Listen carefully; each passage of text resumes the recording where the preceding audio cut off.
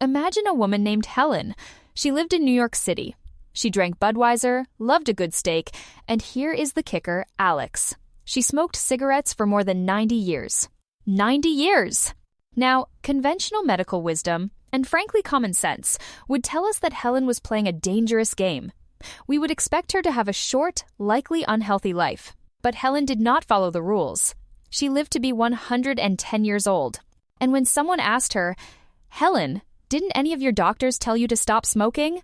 she famously replied, "Sure, but all 4 of those doctors died." Welcome to the show, everyone. Today we are tearing up the rulebook on aging. We are diving into a book that challenges everything we think we know about getting old. It is called Age Later, written by Dr. Nir Barzilai. It is a fascinating exploration into the biology of longevity, but not the kind where you have to eat kale for every meal and run marathons. In fact, as we will see with Helen and her siblings, sometimes the secret to living a long life has absolutely nothing to do with your lifestyle habits. That is a killer opening, Sarah. All 4 of those doctors died. That is incredible. And honestly, it is a bit frustrating for those of us who are out here trying to do everything right, counting macros and tracking our steps. But I am skeptical already. Is this just about one genetic lottery winner? Or is there actually a science here that applies to the rest of us? Because usually, when we hear about these super-agers, it feels like a fluke. But Dr. Barzilai, the author here, he is not just telling anecdotes. He is a serious researcher, right? He is looking at the fundamental biology. I was struck by the introduction where he talks about his grandfather. It is such a relatable moment. He is walking up a hill with his grandfather, who was this larger-than-life figure, a pioneer who drained swamps and built businesses. But on this walk, the grandfather is out of breath, struggling, and young Nir Barzilai wonders, how did that hero become this frail old man? It is the universal question, why does aging break us? And his premise seems to be that it does not have to. He is arguing that aging is a condition that can be targeted, treated, and maybe even delayed. But surely, Alex, we have to distinguish between living long and living healthy, right? Does he address that difference? He absolutely does. And that is the core distinction of the book. He talks about health span versus lifespan.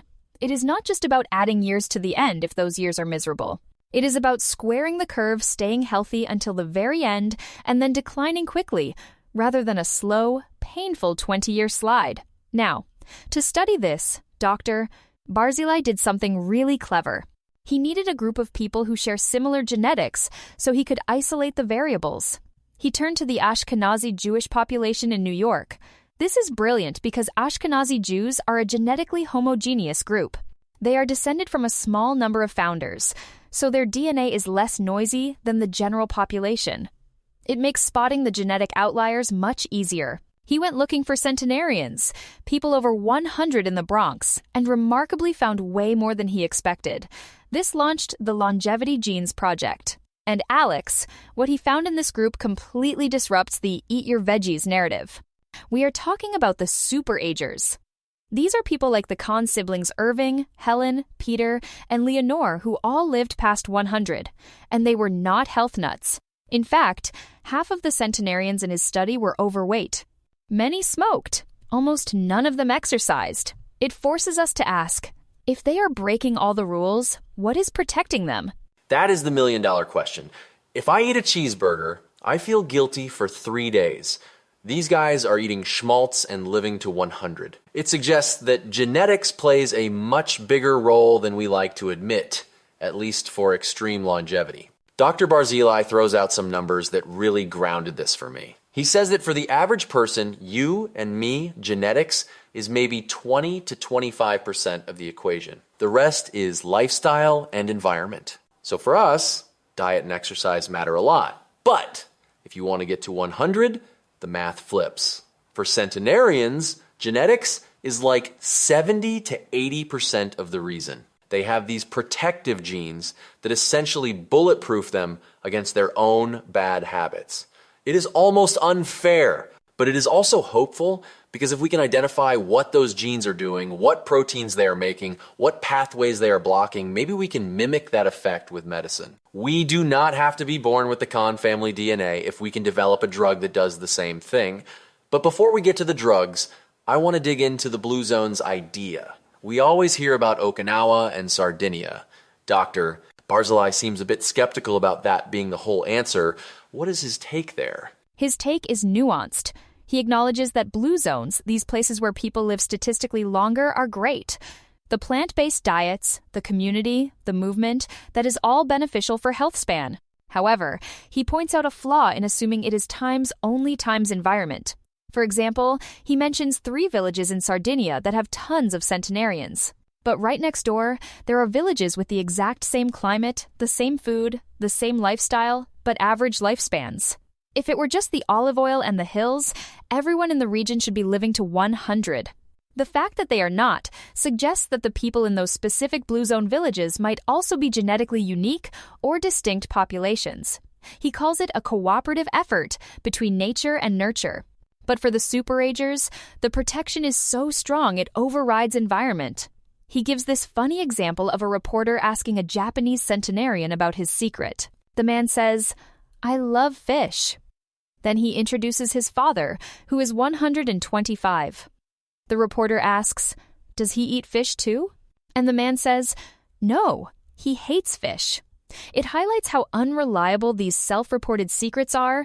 We need hard biological data. And that is where the study of the centenarians' blood comes in. They started looking for biomarkers. And one of the first things they looked at was cholesterol, which led to a massive surprise. Right, cholesterol. This is where I got a bit confused, because we have been trained to think low cholesterol is good, high cholesterol is bad. But the book says it is way more complicated than that. In fact, for these Super-Agers, having high cholesterol numbers wasn't necessarily a death sentence. It was about the times, type times, and the times, size times of the cholesterol particles. Dr. Barzilai talks about HDL and LDL. We usually call HDL the good cholesterol. And in these centenarians, the HDL levels were off the charts, like double the normal range. But it wasn't just the amount. The particles themselves were huge. He describes them as these massive shuttle buses. Can you break down this shuttle buses analogy? Why does having giant cholesterol particles protect you from aging? And how does this relate to the CETP gene mutation he talks about? It sounds like a mutation that breaks a gene is actually saving their lives, which is completely counterintuitive. Exactly, Alex. Think of it this way. The CETP gene usually creates a protein that transfers cholesterol from the good HDL shuttle to the bad LDL shuttle. It's like a traffic cop directing passengers onto the wrong bus. But many of these centenarians have a mutation in the CETP gene that essentially breaks it. It stops the traffic cop from working. So the cholesterol stays on the good HDL bus. Because it's not being transferred, the HDL particles get packed full of cargo and become huge, these super-sized shuttle buses. And because the LDL isn't getting that cholesterol, the LDL particles also stay different. The result is that these large particles are much less likely to crash into your artery walls and cause plaque buildup. They found that people with this specific mutation had a significantly lower risk of heart disease and, amazingly, better cognitive function. They had a lower risk of Alzheimer's. And here is the kicker. Pfizer tried to make a drug to mimic this. They spent billions, and it failed. But Dr. Barzilai argues it failed because of how times they did the trial, not because the science was wrong. It shows how tricky it is to translate a genetic superpower into a pill. That is the heartbreaking part of science sometimes. You have the blueprint right there in the centenarian's DNA, but building the house is a nightmare. But moving on from cholesterol, there was another major finding that blew my mind. Growth hormone. We see these ads for anti-aging clinics that promise to inject you with HGH, human growth hormone, to make you young again. They promise muscles, energy, libido, but Dr. Barzilai says, stop, do not do that. In fact, his research suggests the exact opposite. Lower growth hormone levels might be the key to living longer. He talks about the Laron dwarfs in Ecuador and how size relates to longevity. This brings up the antagonistic pleiotropy theory you mentioned earlier, the idea that what makes you big and strong and reproductive when you are young might actually kill you when you are old. So, are we saying that being smaller and growing slower is better for longevity? That goes against every bigger, faster, stronger message we get in our culture. It absolutely goes against the cultural grain, but biologically, it makes perfect sense. Think of the body like a construction site. You can either focus on building new skyscrapers, growth, or you can focus on repairing the cracks in the existing buildings, maintenance. You cannot do both at maximum capacity at the same time.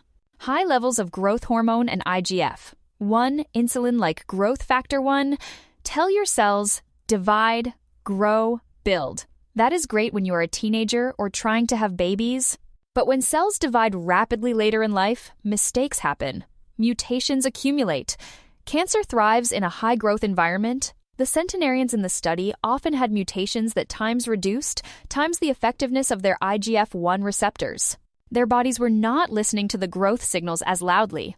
This shifted their biological focus from growth to repair and maintenance. The Laron dwarfs are the extreme proof of this. They have very low IGF-1 action. They are small in stature, but they are practically immune to cancer and diabetes. So, while injecting HGH might make you look buff for a summer, it is essentially stepping on the gas pedal of your aging clock. That is a terrifying analogy, stepping on the gas pedal of your aging clock. I will pass on the HGH. Thank you very much. But this brings us to the cellular level.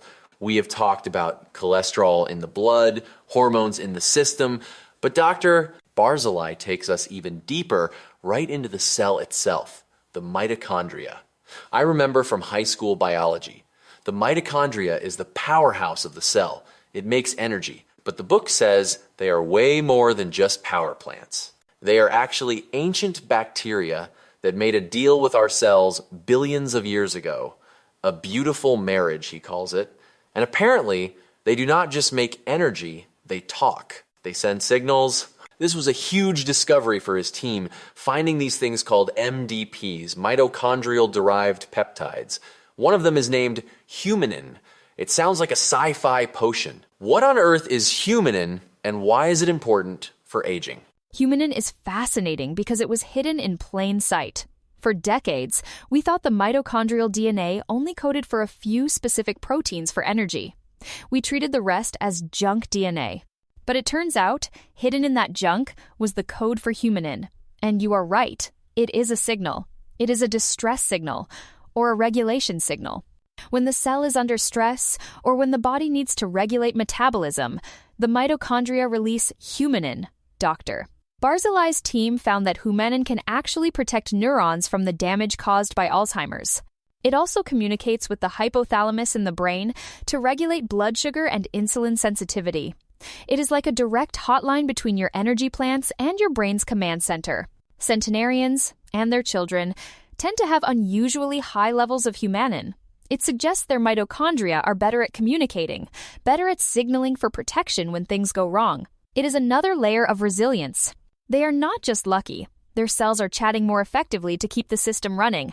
So we have special cholesterol, chill growth hormones, and chatty mitochondria. It is like the Avengers of longevity biology. But I want to pivot to something practically everyone talks about, diet. Specifically, caloric restriction. I feel like every few years there is a trend about fasting or eating 500 calories a day. The book mentions that caloric restriction is the most robust way to extend life in animals.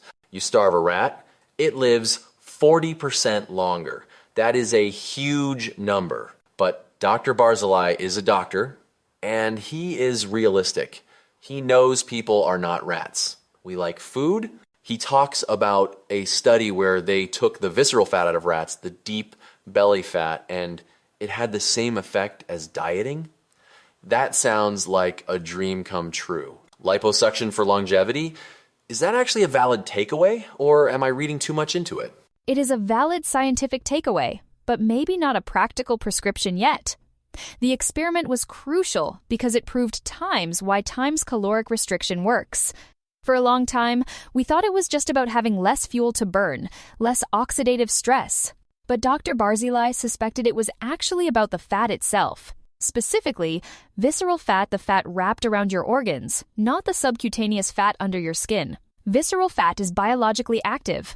It pumps out inflammation and bad signals. When they surgically removed that specific fat from the rats lived longer, even if they kept eating normally. They didn't live quite times as long as the starving rats, but they got a significant benefit. This tells us that the enemy is the inflammation caused by belly fat. The skinny rats on caloric restriction lived longer because they didn't have that visceral fat. But you are right, he is realistic. Most humans cannot stick to a starvation diet. The cronies calorie restriction with optimal nutrition people, they look emaciated and have no libido. It is a trade-off. Dr. Barzilai's goal is to find a way to get the benefit of caloric restriction, blocking that inflammation or metabolic decline without actually starving ourselves.